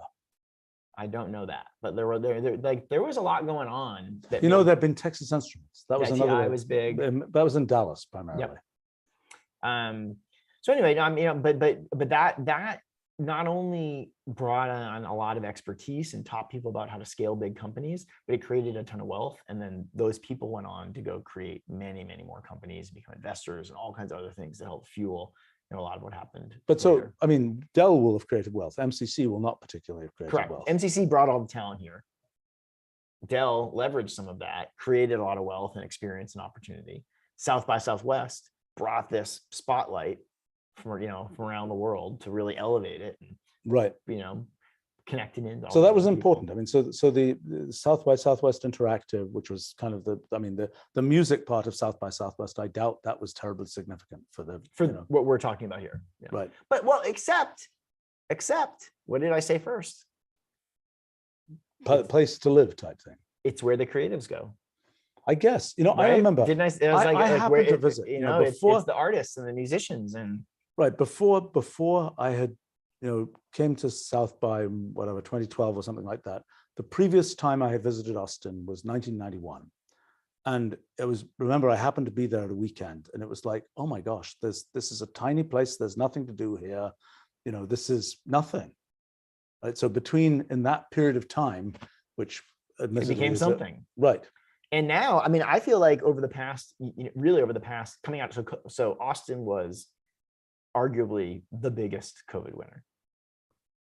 Meaning, how come? When everybody can move anywhere, they don't move everywhere. Interesting. Everybody, there are so many people that had been thinking about moving to Texas, had been thinking about moving to Austin. Austin was already on every top 10 list. Everywhere they looked, it was like one of the best places to go. Everybody, because it's been the fastest growing city for 20 years, everybody knows somebody that moved to Austin. You know what I mean? It has some connection there, right? So when that happened, suddenly that inflection point hit, it was like 2 or 3 years of growth in 1 year all at once. And I feel like Austin went from being a top of the tier 2 cities, maybe, to the bottom of the tier 1 cities. But so, there are places like, I don't know, Boulder or something that has, lots of natural beauty stuff going for it. Or, why does Austin win over a place like that? Was it just the coincidence of MCC and Dell and things like that? Or is it something? Well, it's Boulder is not really focused on industry. There's not a lot of big businesses there. It's a place where people, as much as it is a very creative place with, CU and all the, and Techstars and great things coming out of it, when you think of Boulder, I think of going there to go in the mountains. But so do you think that the ambient, is the ambient political climate important? The fact that it's sort of a more, that, I don't know the politics of all these places, but, Colorado is a pretty business friendly state. So of all of them, too harder to compare, but I definitely think being a business friendly state, being a tax friendly state, all of these things contribute. But I also think that all those things, human behavior, not that I'm some expert, but my understanding, most of the time people don't do things for the reasons they think they do things, like, and I think most of the time it's a mostly emotional decision. People are choosing they want to move here, and then they're justifying it by, oh, I'm going to save money on taxes, I'm going to do this, I'm going to do that. See, my impression, just as a sort of outside observer, my impression of the Texas tech scene is that the less frothy, more serious, startup-y companies are the ones that I would expect to see in Texas. The ones that are sort of ultra frothy, I expect to see those in the Bay Area. Yeah. The ones that are sort of ultra, connected, I expect to see in New York. The ones that are sort of on some network of, maybe to some extent, a different network. That's a good generalization. Right, but And I would also, in Silicon Valley's credit, I would say they still attract the best of the best. Like beyond the frothy part, like not the only place, but many of the most aggressive, most ambitious, biggest things do come out of there. Well, but it's funny because I remember when Silicon Valley was almost dead, right? Before the current round of company, now it's big enough, it's got enough going on. I don't know about San Francisco, but certainly the Valley is, in that the Bay Area in general has enough stuff going on. It's a survivor for the next 50 years or something. Although I think, there was certainly a time when, what had happened, I guess, this was Sun had kind of crashed, and HP was doing nothing very interesting, and it kind of looked dead. And it looked like, for example, when Java was the most exciting thing going on. Well, right, and when Sun's stock price, spiked, and then people realized, oh my gosh, it's free. Yeah. Splat. But that was also at a time when the software industry wasn't clear that the software industry was going to be in the Bay Area at all. There was Microsoft in Seattle, there was WordPerfect in Utah. Mm-hmm. I don't know what happened. I don't know what happened in Utah, because that was, after WordPerfect, didn't make it. There are Novell and things like this. Utah just dropped off the map as far as the tech industry was concerned. That's my impression. There are some companies there. I'm not that familiar with it. Right, but there was a time of being off map. Like I don't hear about it much. Right. There was a time when it just wasn't clear where the software industry was going to go, and there wasn't a lot. There's a concentration of the hardware industry in the Bay Area, but they're just because software is had been a much more portable industry. Hardware, it's like well, where do you actually have engineers who know how to make this or that thing, and that's but and it's also, look, more generally in terms of countries, and I think that was what this question was about. It was very unclear that software would be a US thing. Software is a very US thing. The number of sort of really significant software companies that have originated outside the US is quite small, and that's somewhat surprising. There was a time when the UK looked like it was going to be big, France looked like it was going to be big, Germany, Scandinavia. I'm not so sure, in some other parts of the world, one of the issues had been that in places where there is rampant software piracy, it's kind of tough to run a software company. It's kind of like if you've got a country where there's a language and, is there an indigenous word processor that deals with this language? Well, no, everybody in the country uses a pirated version of some word processor from elsewhere. I think that, but I'm curious whether you see, if you imagine a country, like, for example, a developing country, and they say, we want to be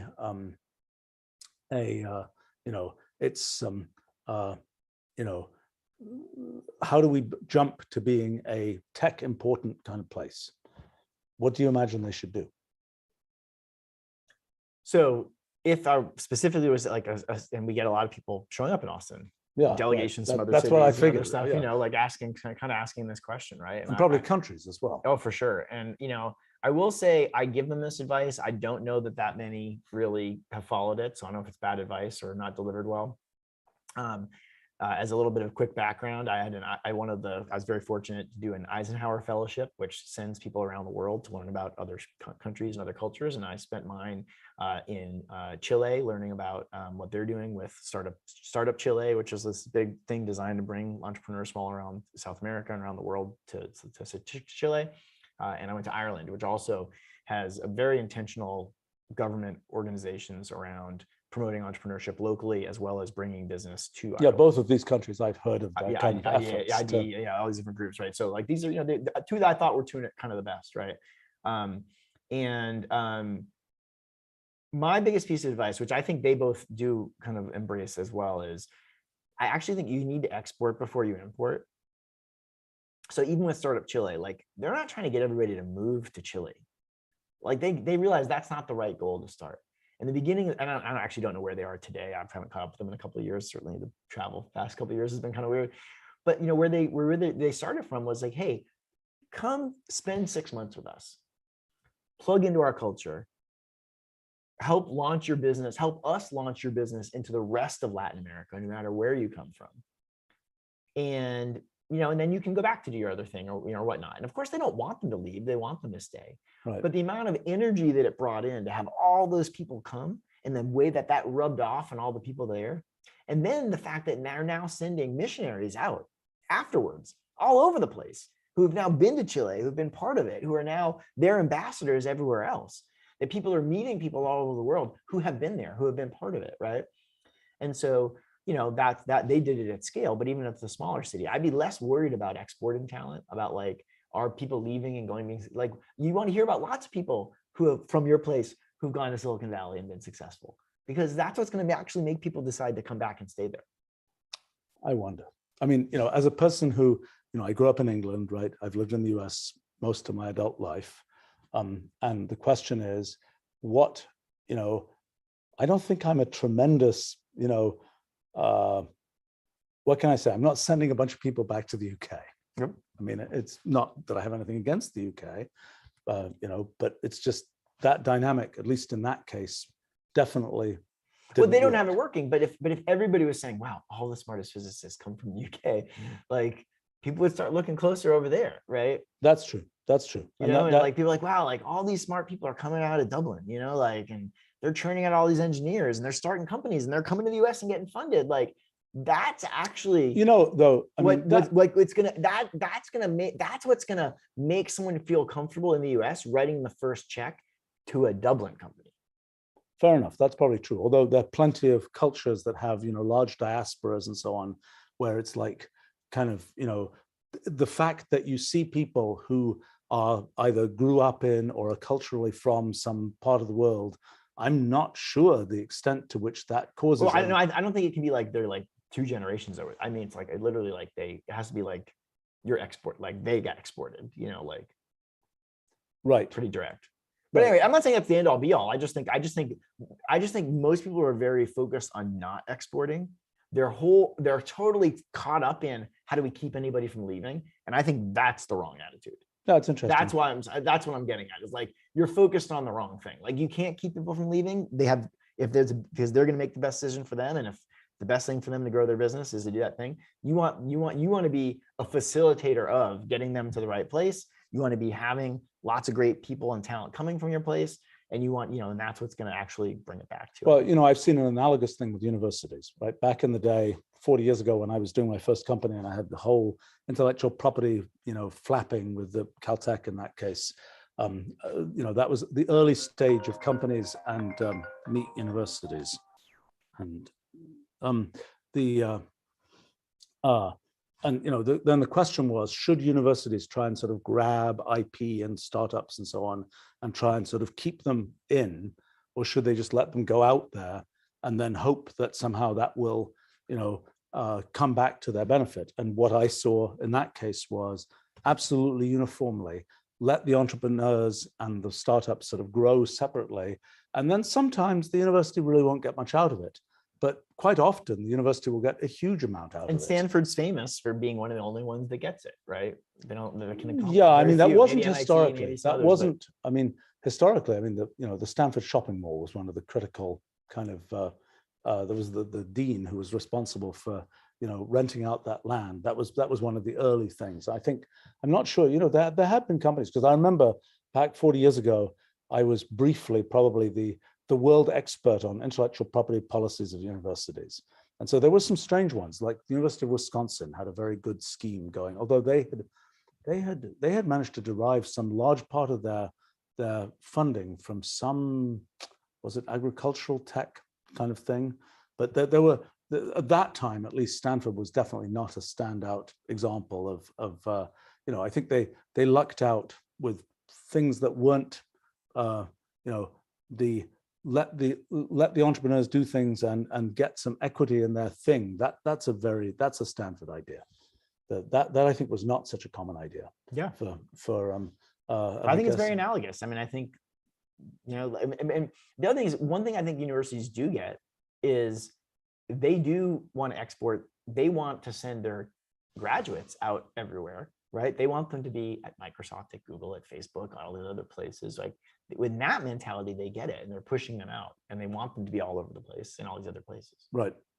I think that yes, they have, over the years, I think they have learnt that that's a good thing to do with professors as well. But anyway, we should probably wrap this up soon, but let's see. Well, it's so funny. I mean, I don't know that this conversation is that different than the conversation we would have had anyway. Right. I kind of feel like, I mean, my wife's gonna ask what happened. Like, well, when I showed up and we sat down and we did our whole we had our conversation on a live stream. Like, I don't know, it was kind of fun. Like, that's it. So Ori is asking, what are some guiding principles in your lives? That's more complicated. That's for me. I've got some pithy quotes. You go first. Well, I like doing interesting stuff. That's and I like doing things where I feel like I'm doing something that wouldn't be done if I wasn't doing it. I like that. And it's I think that I think it's a, you know, for me, you know, I have these various big projects that I want to do, and there's a question of, you know, which big project fits into what the world is ready for, what I'm ready for, and kind of, you know, what's the, you know, it's going to take a long time to do it, and you know, you have to kind of move these big blocks around, so to speak. And in fact, I'm just in, my life usually goes in these sort of cycles of, I've got these big projects, and my favorite of the projects that just finish, where it's like, this project is done, as opposed to these projects that have tails that last for decades. And often I'm not a good finisher. You're not? No, I have too many tails. Yes, well, right. I think that, you know, like anybody who has a company that's 35 years old has a tail, so to speak. You know, I think sometimes I've made mistakes on, you know, doing something and cutting off the tail, so to speak, and saying, this thing is done. I'm not going to go working. I did that with complexity research back in the 1980s. It's like, I built a bunch of stuff, I launched a bunch of things, and then it's like, I am out of here and I'm going to work on other things. And I really didn't pay attention to it for quite a few years. Actually, I'm just right now in a state where there's projects that I'm doing, like the physics project, that are sort of under steam, but they're complicated projects where they've got lots of pieces, but I could be spending all my time doing all of the details there, and it doesn't make any sense to do that. It's like starting a company where, you know, there's a certain set of things that are worth doing that are kind of strategic and big, and you feel unique in being able to do them. And there are other things where it's much more efficient to be able to delegate them. And I'm sort of getting to that point with the physics project. And I'm actually just right now, literally even yesterday, I was like, I'm making my list of, you know, I'm figuring out the next few blocks of project that I'm going to work on, which are actually things enabled by, it's really kind of surprising. I do this alternation between doing basic science and doing technology. And I was convinced that the physics project would be one of these things where it's like, look, you know, there is no technology application for this. This is, if there is a technology application, it's 200 years in the future.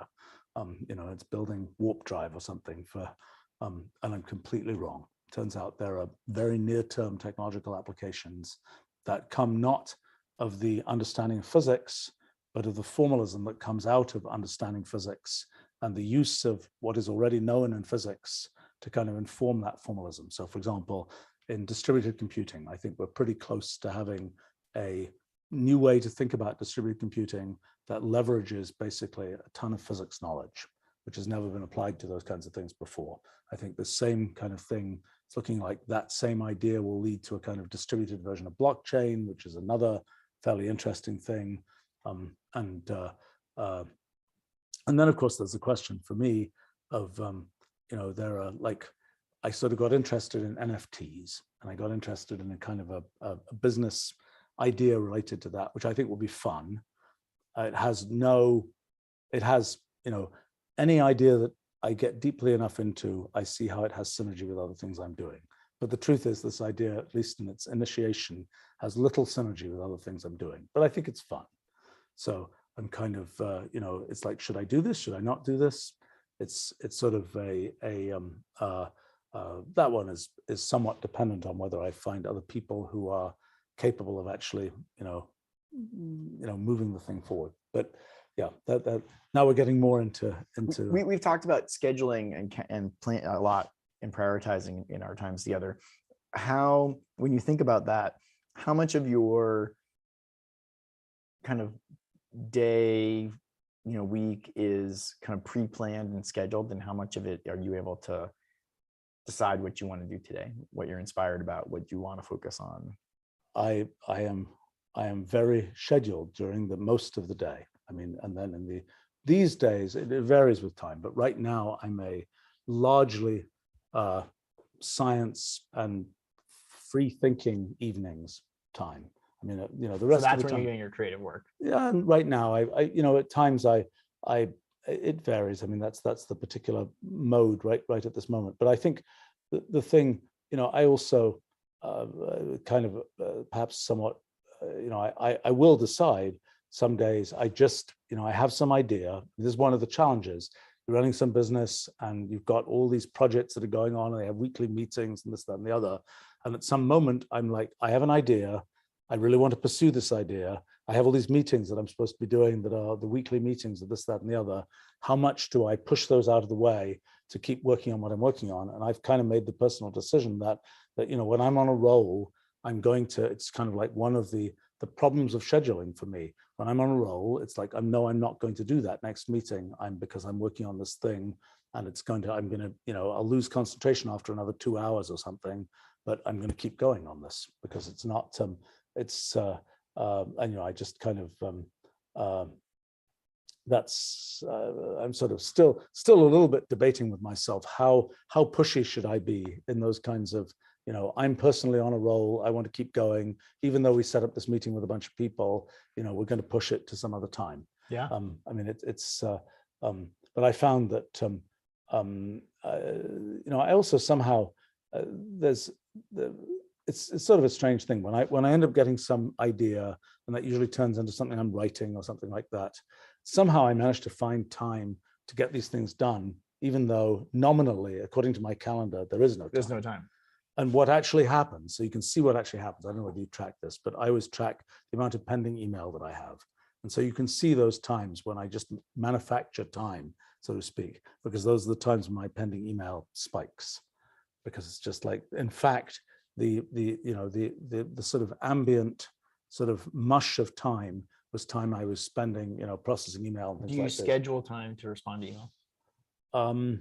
Not much. No, not much. Yeah, I mean, what happens is I spend hours a day doing it, but I don't plan right. for it. I mean, sometimes I've had, there'll be periods of time when I just like over, when was it? About a month ago, maybe or so, I had my email was just way out of control. And so I just sat down for several days and I simply ground through it. And, it is also the case that sometimes email answers itself, so to speak. And I admit that there are things where I'm like responding to people saying, you sent me mail 12 years ago. Oh, I do that. Sorry, I missed this one, but if you still need it, here's where it goes. Right.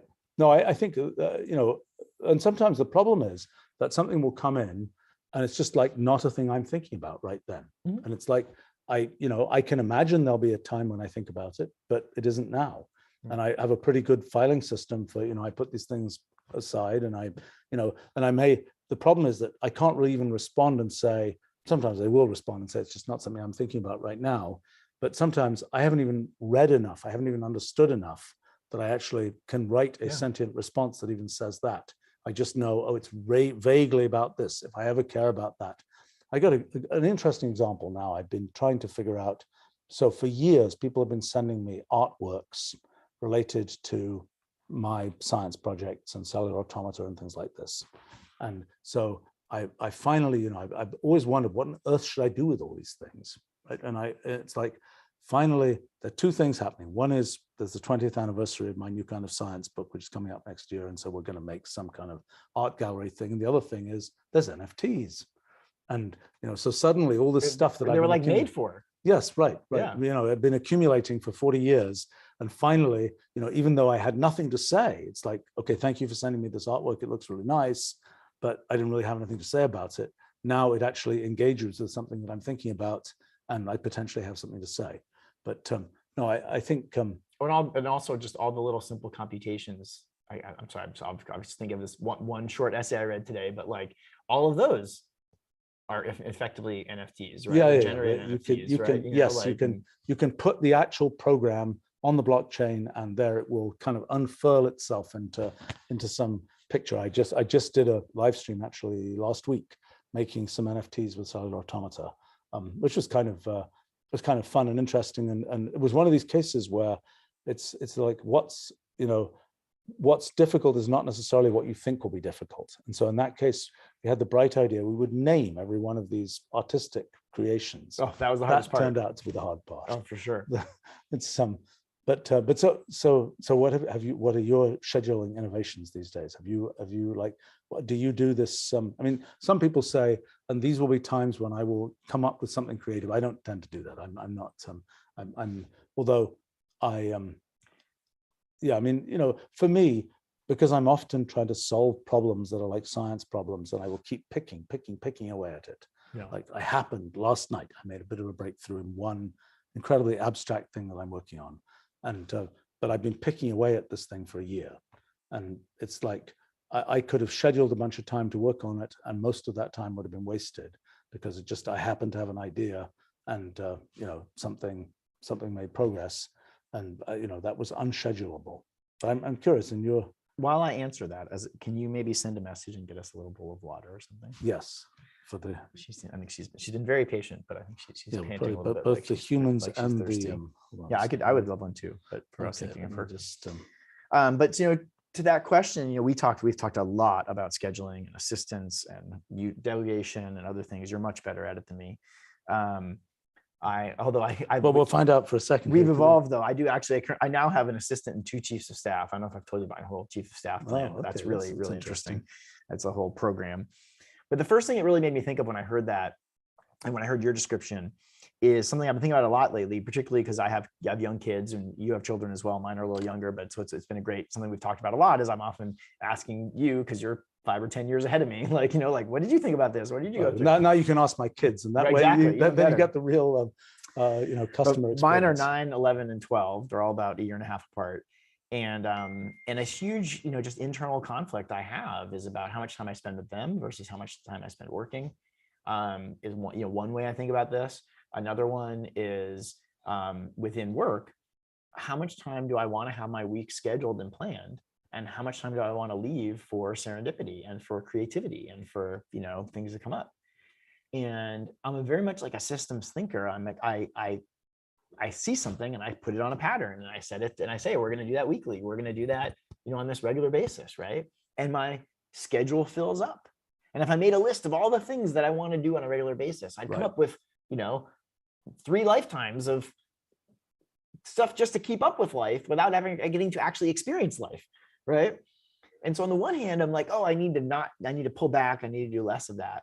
And on the other hand, I feel like it's somewhat inevitable. Like no matter how much time I have, I will fill it up with stuff because that's what I do. I have all these things I want to go do, and I fill them in and I put them in. And so I don't know if I have a conclusion on this. No, I know this issue because you build up all these things. Yes, he's bringing me water. You're okay. It's all right. It's just contributing to the conversation. Yeah. It's he's bringing me some water. Oh, thanks. And thank you. Thank you. And then can we get some kind of like a bowl or something? See what you can find. Or you can bring my backpack. Well, my backpack's out in the back. I have one in there if not, but any bowl would do. As long as you don't mind drinking out of it. No, I think one of the things for me is that, not getting to the point where you have so much stuff that you have scheduled to do that any new thing that comes along is absolutely undoable. And it's trivial. Most people, I think, end up in a situation in life where they have no possibility of doing anything new, Right. because they've just got such a pressure. Well, you and I are so fortunate that we can clear our day still. Like we control it. As much as we fill up the schedule, we also control it, right? Yes. No, I mean, but I think that it's also a turn of mind that you have to decide it's okay to throttle back on certain kinds of things, even though you say, if I were doing this myself, it would be able to be done more effectively. But it's like, but actually, I would prefer to leave some free time so that I can have something new happen. But I suppose for me, it's kind of the active desire to do new things that keeps me from just filling up with things that already happen. And I suspect you bump things for it. You're like, no, I gotta do that. That's new. That's cool. That's new. But if it's separate from that, there's on the one hand, I know that it's inevitable. I will fill up my sales schedule. Like you give me a week and I'm going to pick all these things I want to do and I'm going to plan them. I'm going to put them on. But actually, when I find personally, like my enjoyment level, when I look at the calendar and I'm like, I see like it's full of all this stuff I have to do, I don't like that. I'm like, it's kind of depressing. It's like, oh, it's already all figured out. Like the serendipity of like waking up and be like, what do I want to do today? Like that's also a luxury that I really enjoy that I don't get much of, right? I don't know. Just a minute. So while you're doing that, I'll say something else that that you are familiar with. Another one of my pithy guiding principles for life. If you look up my LinkedIn profile, or my Twitter profile, it'll say one of my favorite tweets is, I help people. My life mission is to 1, plant lots of seeds. 2, water everybody's. 3, repeat. So start lots of things, help everybody's things, because I believe that that's kind of like a karma thing. Like I think in doing that, that's fun and it will help me and it will, will come back to me. And then just, and then you keep going. Yeah, I think, one of the issues then is, okay, some of the seeds you plant will blow up in your face. Yeah. And so how do you, there's a question of sort of how you feel about that and what do you think,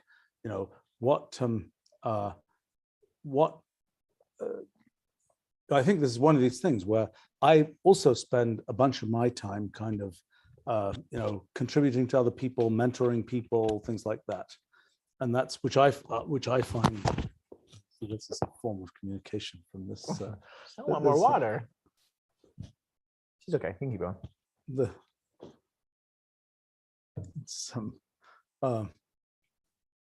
You see, if only you developed a more sophisticated human-like language. Right. Water. See, now what about sign language? It's got 2 paws. They can do this. I mean, they understand signs much better. Like, so when you're teaching I don't know if you haven't had many pets. When you're training dogs, they learn signals before commands. You want to like get them to do it from the signal, and then you can teach them the command. But I've seen these kind of pads where you can get, where you name different words, and the dog kind of puts its paw on one of those words. I haven't seen that. Yeah, that's a thing, I think. Best thing I've seen is I saw someone show me a video where they trained their cat to use the toilet. That was pretty impressive. So we should wrap up. Not quite communication.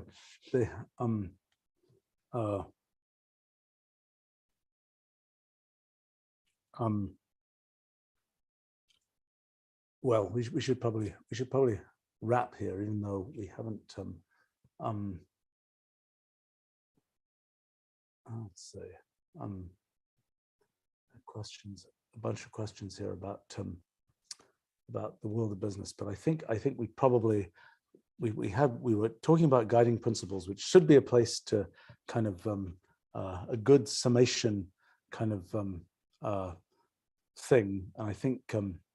And then we start talking about how to actually choose what one does and whether one should be spending one's time tilling the existing soil, or whether one should be using one's time kind of trying to find new places. And that's I think in a sense we have somewhat different Look at there this. you So go. we have them. Oh, thank you very Thank much. you very much. That's perfect. The one, I got it. the it's there. There we can have. I really want to wait for the time when I can do one of these discussions, and when the thing I'm talking to is profoundly non-human. I mean, that is, I do it, be okay with an AI, but it'd be really good with an animal of some kind. Right. And that's So have you seen the Project, is it Project Nim? The movie about the chimp that they, I don't know that one. yeah, NIM, Project Nim, really great movie. And like, I mean, this is for it's real. And they taught a monkey sign language, Mhm. you know, and like and then traced it through all these different things. And like, that's the closest I've seen to, it comes up and it's like, I want to play, I want a banana, I want, like, they're talking to the monkey. Yeah, I just wonder, I always wonder with those things, the extent to which that is the monkey kind of, living in a human world, so to speak, versus kind of the window into the monkey's world. Theirs is the monkey living in a human world, but right. they do it, and they it gives you this great insight into its whole experience, and and you get that feeling like when I see her interacting with the other dog and I can put words on it, like you can put words on it, like you can see, and then with the signs he gets a little bit of themselves. They're being told I'm being given instructions here, so I think it's probably time for us. We're getting the cane like yanked off the stage. Yeah, right? They're going to cut our live feed. Anyway, well, it's we'll have a chance to go on chatting here, but yes. The conversation will continue. Right, when it's nice to have other folk participate here, and thank you for joining us, and we'll see you another time.